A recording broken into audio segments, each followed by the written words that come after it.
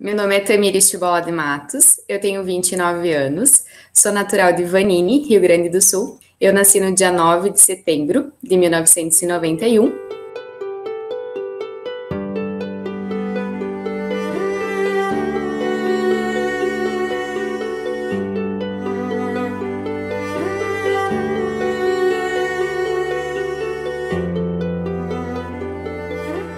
Sou filha da Fernanda Tibola, ela é professora de História e também das séries iniciais. Fui criada pelo meu padrasto, junto com a minha mãe, então, o Jorge Castanheira. Ele é contador do município. Tenho um irmão que tem 20 anos, que é o Gabriel Tibola Castanheira. Ele atualmente é estudante de Engenharia da Computação. Eu nasci e fui criada em Vanini, então até os 17 anos eu morei lá. Então, Vanini fica a mais ou menos 90 quilômetros de Passo Fundo. Então, fica na região próximo a Casca, Amaral. É uma cidade bem pequena que poucas pessoas conhecem. Eu sempre estudei, então, em Vanini mesmo. O meu ensino fundamental foi na escola municipal e o meu ensino médio foi na escola estadual Cônego José Bardim de Vanini. Estudei até o terceiro ano lá, nunca saí só depois para ingressar na faculdade. Quando eu estava no ensino médio, que eu comecei a construir qual área que eu iria cursar, então, sempre fiquei na área da saúde. Tinha entre as opções medicina, com certeza, como primeira escolha, mas também tinha outros cursos que me despertavam interesse, entre eles, então, farmácia. Quando eu terminei o ensino médio, eu fiz um único vestibular, que foi na Universidade de Passo Fundo, e lá eu poderia fazer duas escolhas, colocar dois cursos como opção. Então, como primeira escolha, eu coloquei farmácia, porque se eu colocasse medicina na época, eu não teria uma segunda escolha. Então, eu coloquei farmácia como primeira escolha e segunda escolha medicina, mesmo sabendo que seria difícil. Então, eu não passei para medicina de primeira e passei para farmácia. No entusiasmo, enfim, de ter passado no vestibular e também ser uma área que eu tinha interesse, eu comecei a cursar farmácia em Passo Fundo, me mudei para lá e fiz um ano de curso. Gostava do curso, sim, gostava das matérias, mas o desejo de ser médica permanecia, estava vivo em mim. Então, após um ano de farmácia, eu decidi trancar e tentar a medicina realmente, então, fazendo cursinho pré-vestibular, lá em Passo Fundo mesmo. Fiz 2 anos de cursinho, e ao final do segundo ano, então, fazia a prova para todos os lugares, tanto Passo Fundo, região, e também outros estados, Santa Catarina, Paraná, e um dos lugares que eu fiz prova foi, então, em Chapecó. E no segundo ano de cursinho eu passei, no ano de 2012, 2011, 2012, foi o único lugar que eu passei, então, Chapecó. Não era tão longe, era uma distância mais ou menos de Vanini a Porto Alegre, Vanini a Chapecó. Então, eu decidi ir para lá fazer medicina. Eu não tenho nenhum médico na família, né? Então, nem tio, tia, primos, ninguém.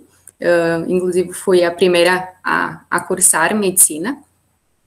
O sonho mesmo foi em relação a gostar de ajudar pessoas, gostar de estudar as áreas da saúde, e sempre me vi, quando eu colocava a cabeça no travesseiro, quando eu me imaginava lá na frente, sempre me imaginei estar dentro de um hospital, ajudando e sendo médica. Então, acho que nasceu dentro de mim mesmo, nunca tive ninguém para me dizer, olha, medicina é isso ou aquilo.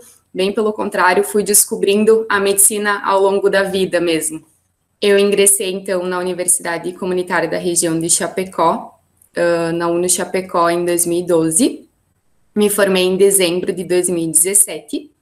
A faculdade de Chapecó, na época, era a única faculdade e ela tinha uma peculiaridade que era uma prova anual.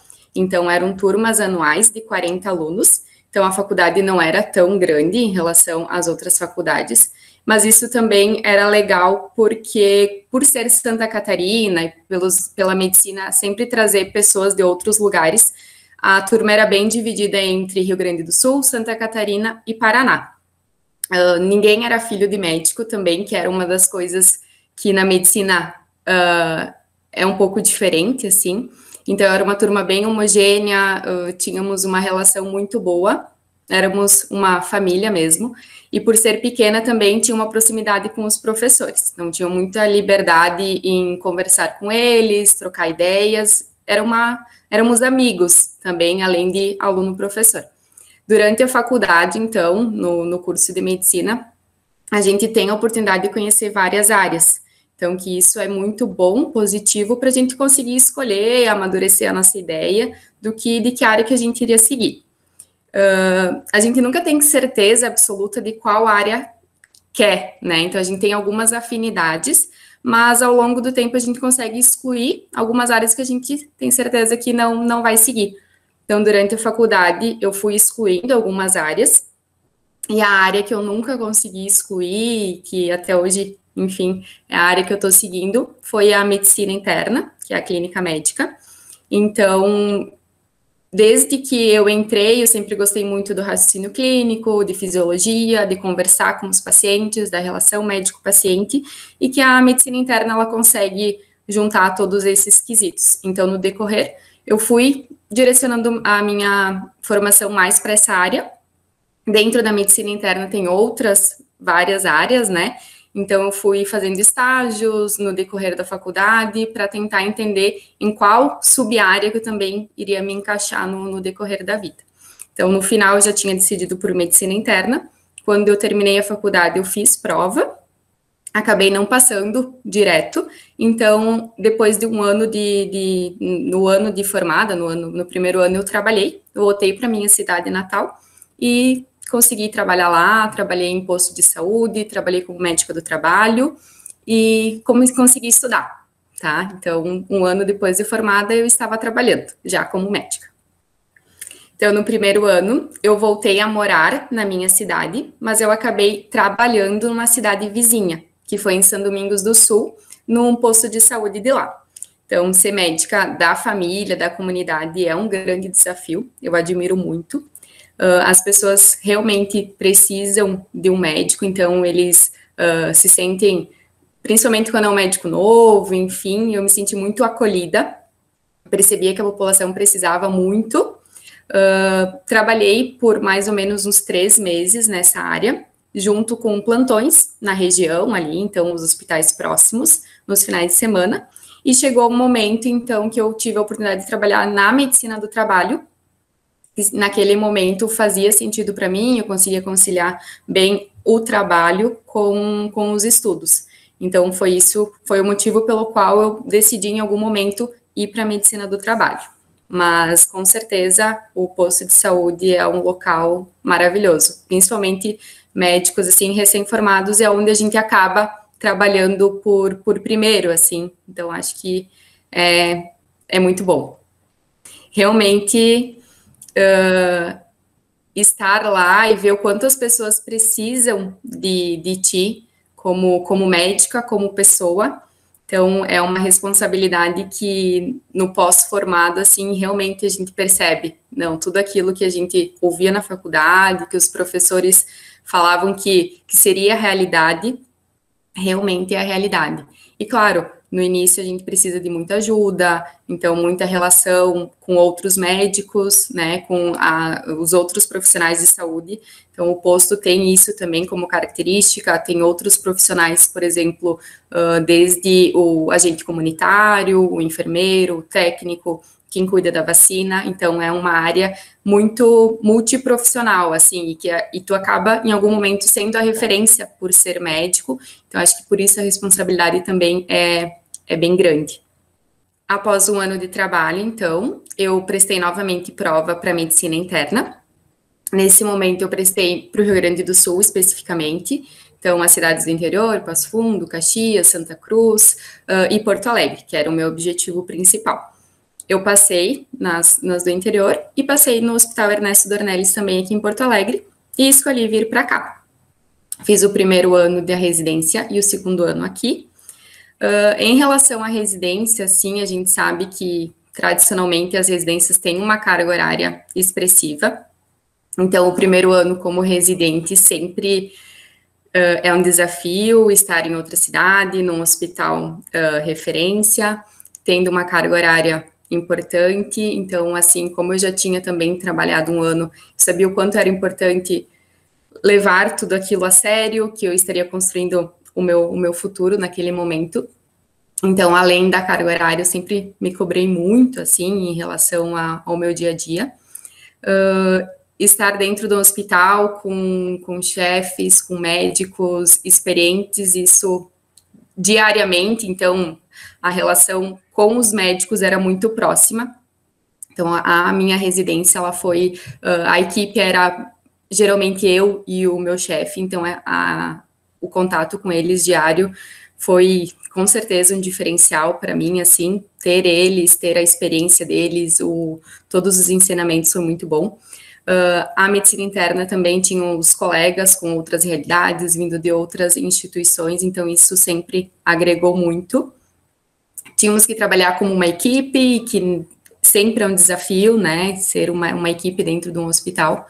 No primeiro ano sempre é um ano mais corrido, que tem mais plantões, que a carga horária é maior, e a gente sempre fica esperando o segundo ano, que teoricamente é um ano mais tranquilo, que a gente já começa a se preparar para o terceiro ano, que seriam as subespecialidades. E isso aconteceu no ano de 2019, em que a tranquilidade, enfim, ela não aconteceu por motivos de pandemia, então o nosso R2 ele foi um pouco mais difícil em relação a isso, mas para mim foi no R2, para outras pessoas já foi no R1, né? Então eu falo mais para mim porque naquele momento eu estava preparada já com a cabeça para ficar mais tranquila, para ter alguns finais de semana livre, para ter menos escalas de plantão naquele momento, então me preparar já mais para a prova do R3, que quando chegou a pandemia, então a gente já não tinha mais certeza de nada, né? Então, mas a experiência da residência, ela é única. O crescimento profissional em relação a isso é indescritível. Então, no início de 2019, quando estava iniciando o segundo ano de residência, fomos surpreendidos com a Covid. Então, inicialmente, quando iniciaram os primeiros casos lá na China, e logo depois, então, a pandemia tomou um status de pandemia, realmente. Sabíamos que era uma questão de tempo, não sabíamos exatamente o dia que isso ia acontecer, mas que, em algum momento, a nossa rotina ia ser diretamente afetada. Então, já tentando correr na frente, nos preparar praticamente para uma guerra, assim, é mais ou menos isso que a gente tinha, esse sentimento. Os nossos, claro, sempre quem esteve à frente de tudo isso foram os nossos chefes, foi a direção do hospital, mas tudo era nos passado, porque em algum momento também entraríamos na linha de frente. O hospital passou a se reestruturar, então inicialmente foram criadas alas exclusivas para pacientes confirmados ou suspeitos dentro do hospital. O hospital tinha, na época, e ainda é assim hoje, tem 2 UTIs, então uma UTI ficou para casos não Covid, uma outra UTI ficou somente para casos Covid. A emergência foi dividida também entre a ala Covid e não Covid, ou seja, respiratórios, não respiratórios, limpa e Covid. A partir de lá, então, começamos a pensar como é que ia ser, como é que as equipes iam se direcionar. Inicialmente, então, todos os pacientes Covid ficariam com a ala da pneumologia, então, com os chefes da pneumo. Dentro da residência, a gente rodava, então, mês a mês, e os residentes que estariam na pneumologia seriam os residentes que estariam na linha de frente naquele momento. Por sermos R2, por já entender como o hospital funcionava, então fomos destinados inicialmente a isso. Criaram-se escalas de plantão também, dentro da emergência e dentro da internação, porque não sabíamos qual momento que os casos chegariam até nós, então a gente dormia imaginando como seria no outro dia, se chegaríamos lá, o hospital estaria tomado por pacientes Covid, se os pacientes estariam todos entubados, enfim, como seria. Tivemos também treinamentos, né, da questão da paramentação, por ser uma doença contagiosa, então teríamos que ter todo o cuidado como equipe, porque estaríamos muito suscetíveis e precisávamos estar trabalhando na linha de frente. Então, tanto os EPIs, então, máscara, o capacete, luvas, a gente passou a utilizar, então, a roupa do hospital mesmo. Então, não utilizavam mais as nossas roupas. Éramos orientados a não mais estar no estado dos residentes, então, fazer uma dispersão, né? E também priorizar a efetividade. Assim que terminasse a rotina do dia, não permanecer por mais tempo no hospital, e sim ir para suas casas. Então, em nenhum momento a gente não foi para o hospital, mas também no momento que estávamos dentro do hospital, tínhamos toda a orientação de manter cuidados, de como faríamos esse cuidado, e também no momento que terminasse a rotina, ir para casa. Foram momentos difíceis, porque como equipe gerava uma ansiedade, não raro os colegas médicos foram contaminados em algum momento. Então, hoje, por exemplo, eu estaria na cardio, amanhã eu poderia ser direcionada para pneumo mesmo, por conta de necessidade, né, de precisar ajudar.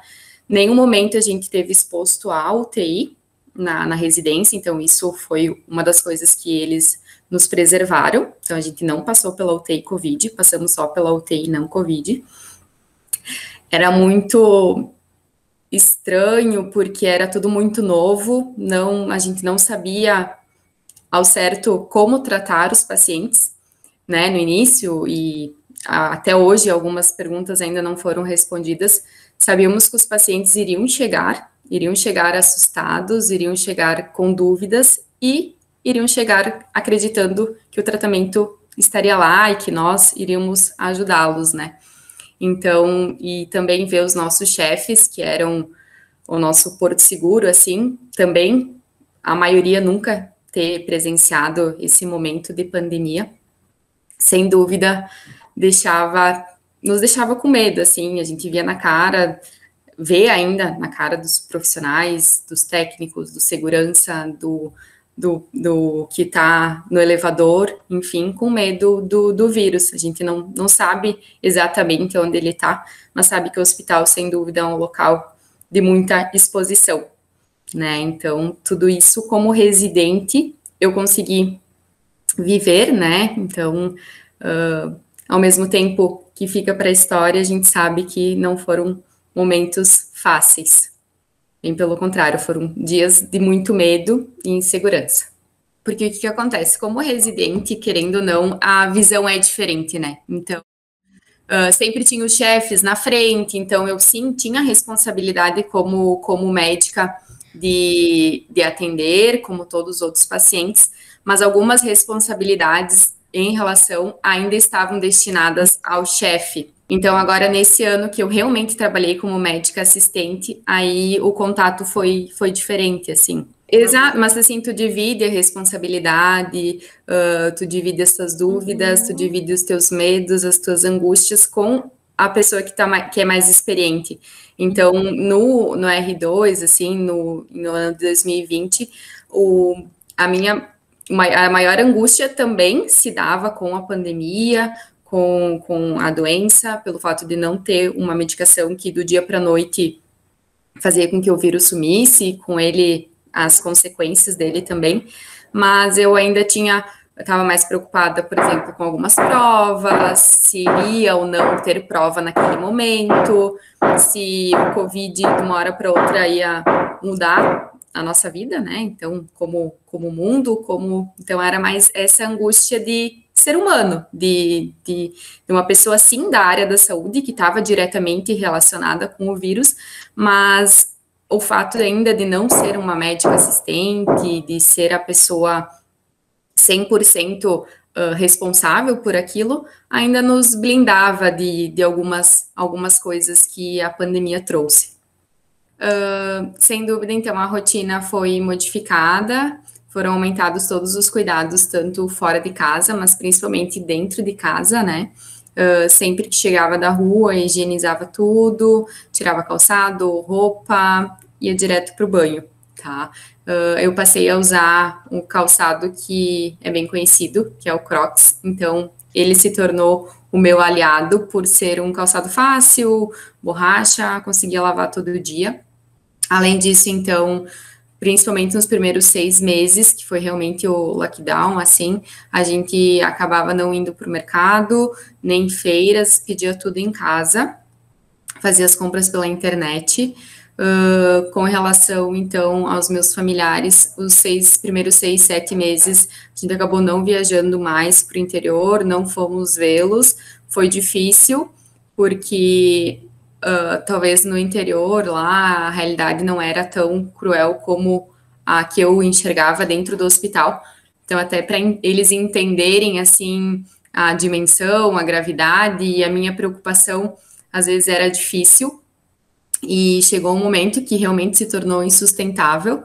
Então, mesmo sabendo dos riscos, a gente acabou fazendo teste e acreditando também que ele pudesse ser um falso negativo e para poder viajar.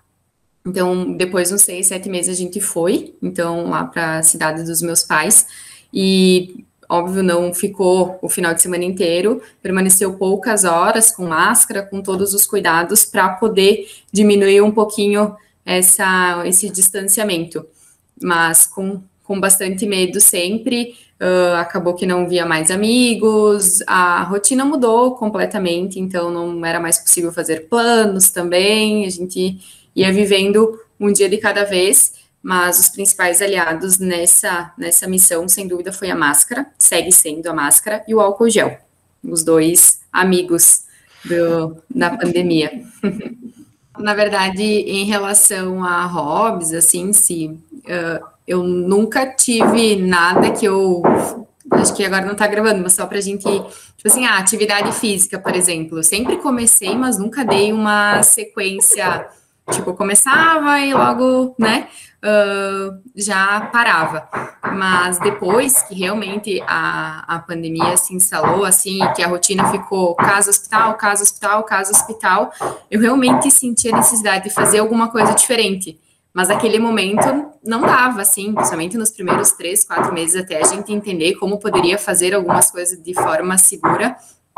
Aí, depois que o prédio se reestruturou também e que foi liberado a academia, por exemplo, individual, nesse momento a gente passou a fazer atividade física de uma forma segura e eu percebi o quanto é importante, assim, o quanto aquilo me fazia bem e não passou mais a ser um peso na rotina, não passou mais a ser algo, ai meu Deus, preciso fazer atividade física porque, enfim, mas passou a ser uma terapia, assim, até hoje. Então a gente vem mantendo a academia e fora isso a gente, pelo fato de ficar mais em casa, né, a maior parte do tempo, passou a cozinhar mais em casa. Não necessariamente o cozinhar era coisas não saudáveis, bem pelo contrário, a gente passou a ter uma alimentação saudável também durante a pandemia, então, para consumir frutas, verduras, e se tornou um hobby também, querendo ou não, né? Então, cozinhar exige, sim, dedicação. Curti também a nossa casa, o fato de precisar estudar também, eu acabei aproveitando os momentos em casa para isso, né, para manter a rotina de estudo, mas basicamente assim, curtir a casa, fazer uma atividade física sempre que possível e com segurança, e estudar nas horas livres também. Até o momento, eu não tive diagnóstico de Covid, graças a Deus. Nenhum familiar meu, pai, mãe, avó, tio, tia, até o momento também não. Nem meu namorado, que convive comigo. Diferente, outros familiares, pessoas da relação pessoal tiveram, todos casos leves, graças a Deus. Na relação profissional, o cenário foi um pouco diferente, também pela exposição, então, chefes, colegas médicos tiveram Covid, por vezes não tiveram um quadro mais grave, alguns evoluindo para óbito. Então, da relação próxima profissional, nenhum evoluiu para óbito, mas sim médicos, então, com certeza, a gente sabe, sai nas notícias, né, que tiveram desfecho de óbito. É difícil quando alguém próximo, assim, contrai o vírus, pelo fato da gente não saber quem vai evoluir para óbito, quem não vai, e por vezes a gente percebe que faz tudo e mesmo assim o vírus é mais forte. Então, é muito difícil ter pessoas que tiveram o vírus, que ficaram mal, e ao mesmo tempo perceber que tudo que a gente fazia não era tão suficiente naquele momento. E o desespero, assim, dos pacientes é muito visível. Então, por mais que eles chegam, assim, apresentando os sintomas, e eles mesmo têm essa noção de poder estar com o vírus, quando realmente vem o teste dizendo, sim, é Covid, é desesperador. Porque eles querem algumas respostas que nem a ciência tem até o momento. Então, o que vai ser feito de agora em diante? Então, os casos leves, o que eu tenho que tomar? Quando é que eu tenho que procurar realmente o hospital? E agora a minha família? Então, assim, não são pessoas que... Claro que isso não é porque...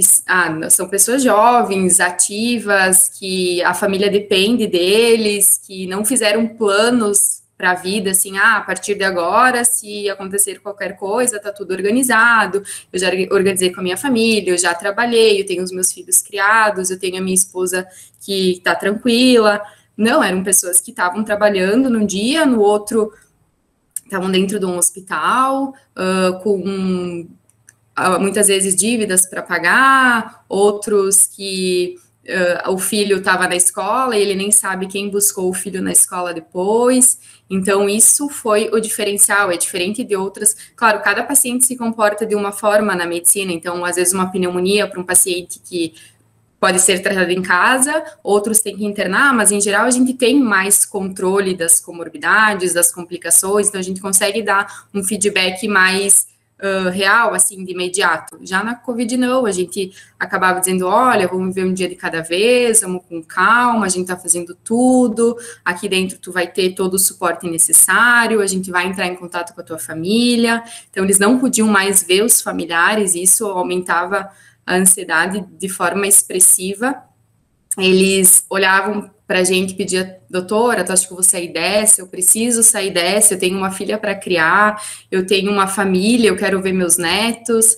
Então, tudo isso gerava uma ansiedade tanto nossa, né, de profissionais, dos familiares, dos que estavam em casa. Então, a gente passou a ser o elo entre o paciente e a família, sem dúvida nenhuma.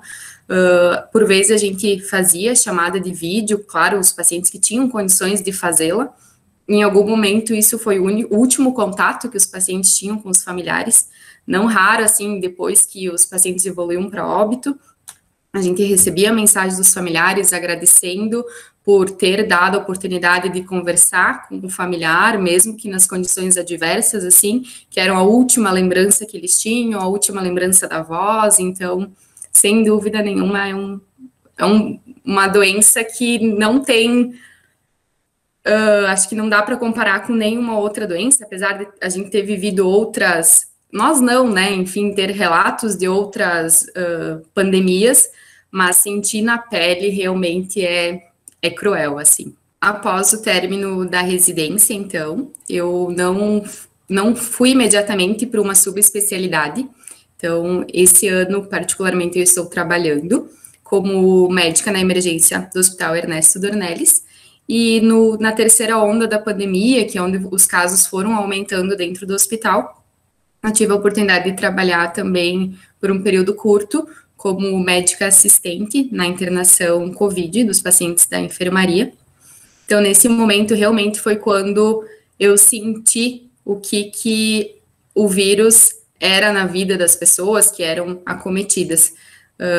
A relação com o paciente foi muito importante. Então, eu era a única pessoa que eles tinham certeza que iam ver todos os dias. Então, quando eu chegava, assim, no leito e que eles estavam com mínimos sinais de melhora, isso era muito expressivo para eles. Então, eles faziam questão de falar, doutora, hoje eu fiquei sentada, hoje eu comi, hoje eu tirei um pouquinho o oxigênio, eu consegui ir no banheiro sozinha, E, enfim, eu também trazia para eles, olha, em casa o fulano de tal tá bem, ele mandou notícias que tá tudo certo, que é para a senhora ficar tranquilo, o senhor ficar tranquilo, que eles querem que você saia bem, e em casa tá tudo certo. Eu sempre tentei passar essa tranquilidade para os pacientes que estavam internados, claro, sempre sendo realista com eles, né? E também com os familiares em casa, sempre tentei dar o máximo de informações para que eles pudessem compreender também o que estava se passando e para eles ficarem tranquilos e saber que podiam contar comigo, com a equipe e com o hospital. Então, hoje, na emergência, eu acabo sendo a porta de entrada, quando os pacientes chegam, né, tem o diagnóstico, direcionando eles para a enfermaria ou mesmo para casa. É sempre um desafio. O fato ainda de a gente não ter um tratamento para os pacientes que vão para casa gera uma angústia, eles ficam ansiosos, mas eu não preciso tomar nada, mas eu não posso tomar isso, tomar aquilo, porque o vizinho tomou e ficou bom, a outra vizinha também tomou, então hoje a gente percebe que ainda tem muitas divergências, então a conduta médica se tornou muito importante nesse momento e que a gente acaba sentindo o peso disso também, uma responsabilidade maior.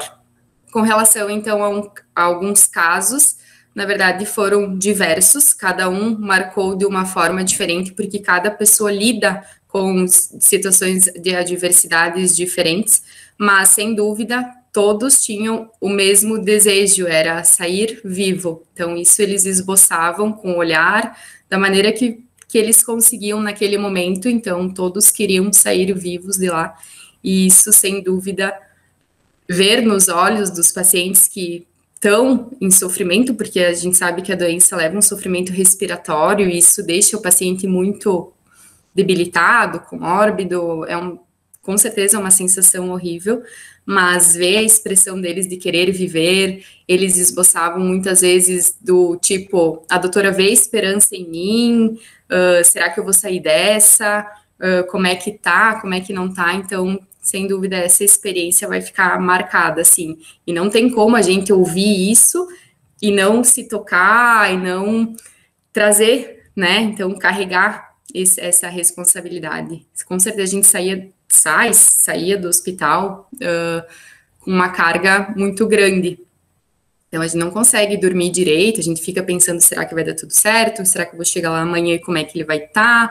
Será que o que eu fiz foi suficiente? Enfim, a gente busca incansavelmente maneiras de fazer com que as coisas deem certo. Porque a doença, ela não é apenas uma doença pulmonar. A gente viu que o comportamento da doença, ela é sistêmica. Nem todos os pacientes têm a doença sistêmica, mas alguns sem nenhuma disfunção anterior acabam evoluindo com as disfunções durante a internação, né? E que isso agrava, com certeza, aumenta a taxa de mortalidade ou mesmo morbimortalidade. Então, saem de lá pacientes jovens precisando de apoio fonoaudiólogo, às vezes saindo com oxigênio, precisando de apoio respiratório depois. Então, não é assim que às vezes tu sai do hospital e tu tá 100% da forma com que tu entrou, ou melhor do que a forma com que tu entrou. Então, é um processo longo. A gente tem casos depois que já passou a parte de contaminação, enfim, que eles saem do isolamento, mas vem com outras comorbidades, por vezes pneumonias, então o pulmão ele fica realmente com sequelas, muitas vezes, a parte renal, então assim, a gente ainda não sabe ao certo tudo que tem por vir, então, tanto sequelas neurológicas, quadros psiquiátricos que podem abrir, né, nesse momento, eu acredito que o pânico dos pacientes, assim, às vezes até relatos mesmo, que na ânsia da gente tentar diminuir a ansiedade deles, a gente não sabe como é que ele vai interpretar uma chamada de vídeo, uma foto que chegou para ele em algum momento que ele estava mais debilitado, se é uma despedida ou se realmente é uma mensagem de apoio.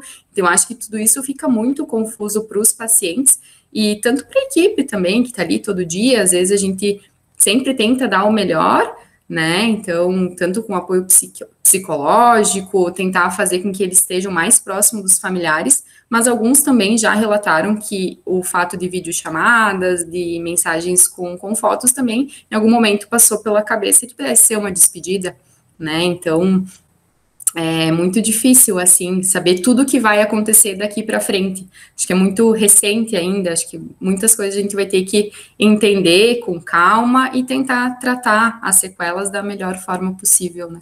Diretamente, então, eu não procurei nenhuma ajuda, até talvez pelo fato do contato COVID próximo diretamente com o médico assistente ter sido um período curto, né? Então, teve dia para começar e dia para terminar, mas eu sempre falei e sigo falando que admiro muito os profissionais que estão diretamente há 2 anos nessa briga, porque realmente tu vê, assim, as pessoas, o antes e o depois. Tu vê na cara, assim, das pessoas andando pelos corredores, cansados, exaustos.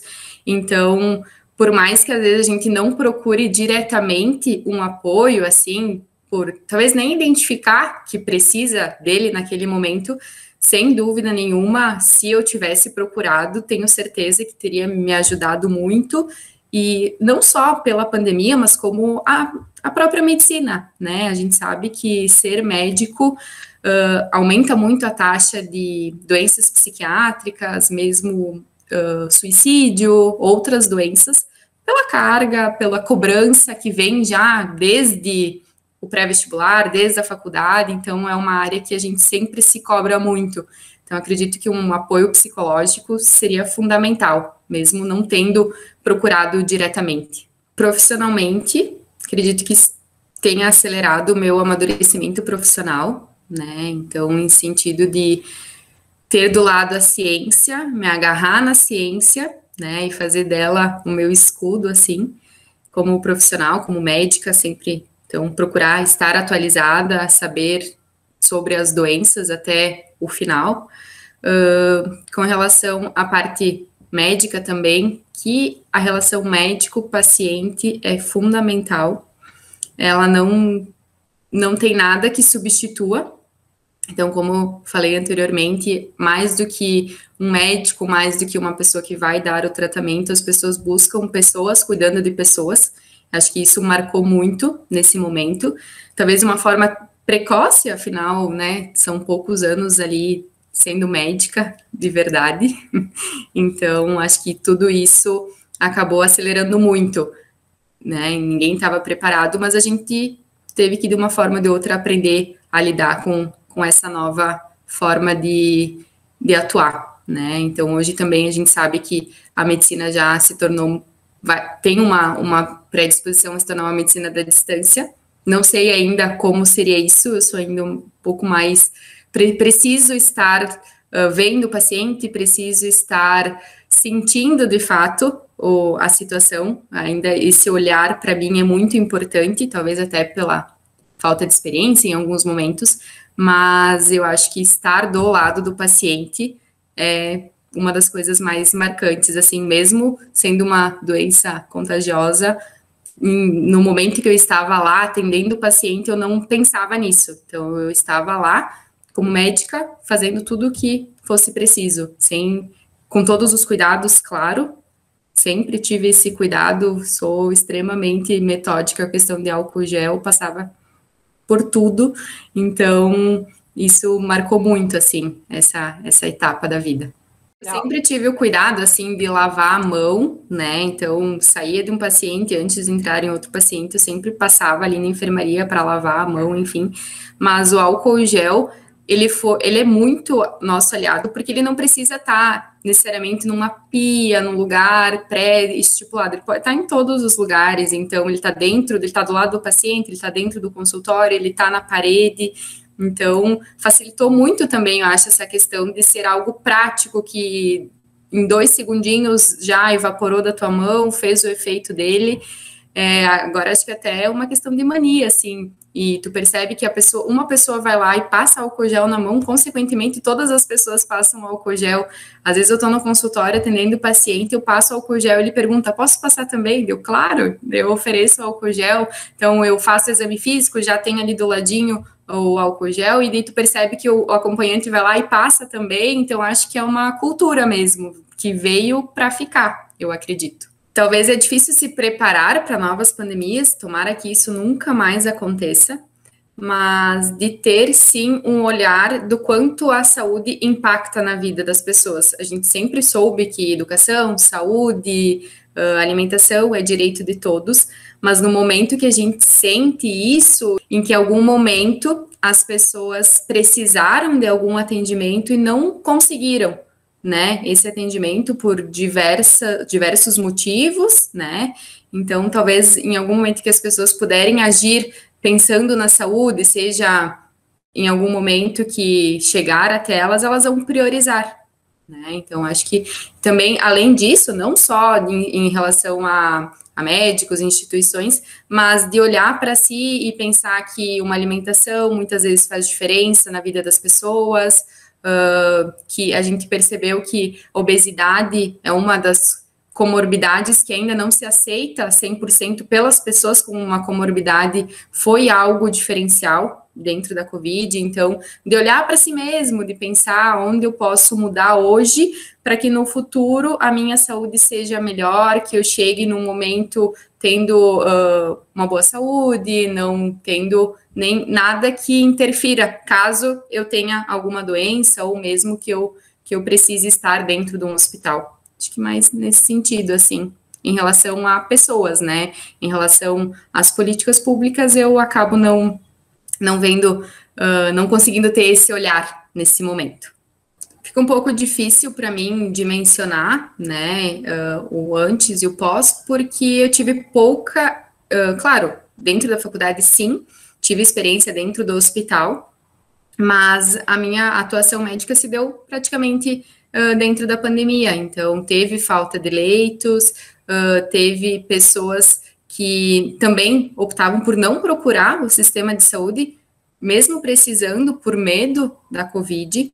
Então, eu acredito que o fato de ser uma doença contagiosa, de ter tido muitos casos, também tenha sido um agravante para uma saúde que muitas vezes já estava no seu limite. Então, ultrapassou o limite de uma forma muito rápida, o que isso, com certeza, gera. Não tem como do dia para a noite também se readequar, ter médicos preparados. A gente sabe que muitas vezes os médicos estão concentrados mais na capital, então o interior acaba sofrendo mais também. Acredito que a pandemia só agravou o que eventualmente já estava no seu limite, né? Então, isso tudo pelo que a gente ouve também nos noticiários e também pelo que a gente conhece como médico. Mas, enfim, fica difícil para mim 100%. Realmente a vacina, para mim, era a única salvação que eu via, assim, né? Como médica, como uma saúde pública mesmo, né? Então, a gente sabe que a vacina vai chegar para todas as pessoas, em algum momento. Independente de onde elas estejam, a vacina vai chegar. Então, quando isso aconteceu, foi muito positivo. Realmente foi o pingo de esperança, assim. Tanto para mim, que eu saberia que em algum momento eu receberia essa vacina antes do que a maioria das pessoas, por estar dentro do grupo de risco, mas saber que chegaria nos meus pais, nos meus avós, nos meus amigos, sem dúvida foi uma comemoração Copa do Mundo, né? Então foi realmente uma euforia, né? Quando eu recebi a vacina, assim, por vezes eu nem estava acreditando que realmente aquilo era a vacina do Covid, né? Então, eu não pensei em mais nada, não perguntei que tipo de vacina que era, quanto tempo depois que eu iria receber, se tinha efeitos adversos. Eu só não queria ter o vírus, né? Eu não queria estar na situação dos pacientes que eu via estar com a Covid. Foi muito bom, até porque já faz 4 meses, então, que eu já estou vacinada. Em nenhum momento fiz teste para saber se a vacina fez efeito em mim ou não, até porque não faria nenhuma diferença nesse momento para mim. Eu sigo com os cuidados, acredito que tenha dado, sim, resultado, porque eu estou diariamente exposta, em nenhum momento tive sintomas ou mesmo um teste positivo. Então, eu recebi na época, a Coronavac, então a do Butantan, e foi tudo tranquilo. Sou muito grata por ter tido a oportunidade de estar vacinada. E espero que logo, logo todo mundo esteja vacinado. Acho que realmente é isso que vai fazer a diferença no dia a dia. A gente já tem percebido que os casos estão diminuindo conforme a vacina tem atingido maior parte da população.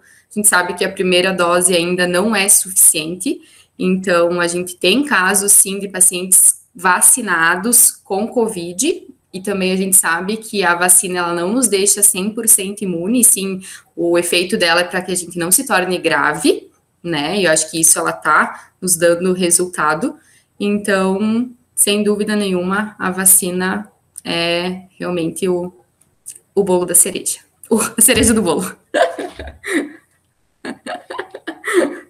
Raros são os casos que não foram vacinados com a Coronavac no início, né? Então, eu acho que não tem que escolher vacina, eu acho que tu tem que ser vacinado. A gente não escolheu a vacina do sarampo, a gente não escolheu a vacina de rubéola, a gente não escolheu nenhuma vacina, até porque a gente nem tinha idade para escolher, né? Eram os nossos pais que escolhiam. E, graças a Deus, todo mundo vai ser vacinado em algum momento. Então, acho que isso que é o principal e que é o foco do momento. É quase inacreditável, né? Se as pessoas não contassem que isso realmente está acontecendo, para mim é inacreditável, assim. Hoje, então, exatamente julho de 2021, eu acredito que a situação esteja muito melhor, que a vacinação ela está caminhando, por vezes não tão rápido quanto a gente gostaria, mas ela já está dando resultado. Os índices diários de contaminação, hospitalização e morte são parâmetros fidedignos que a gente se baseia, então realmente está acontecendo, né? E é a esperança.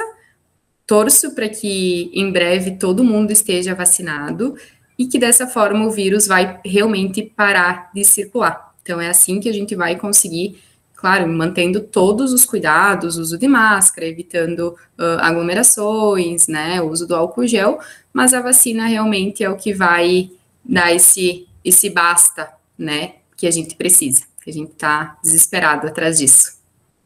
Eu queria dizer que cada dia mais a gente tem que acreditar na ciência, acreditar nas pessoas que estudam, que estão aí para nos ajudar, tentar sempre buscar ser melhor, então ser melhor consigo e com o próximo. Eu acho que a pandemia mostrou o quanto é importante ser coletivo para que o nosso individual não sofra, né? Então, se eu puder dizer alguma coisa, sejam humanos, sejam pessoas cuidando de pessoas e olhando para todo mundo e não para si mesmo. Que assim, com certeza, o mundo vai ser melhor e vai prosperar. A gente vai conseguir o sucesso.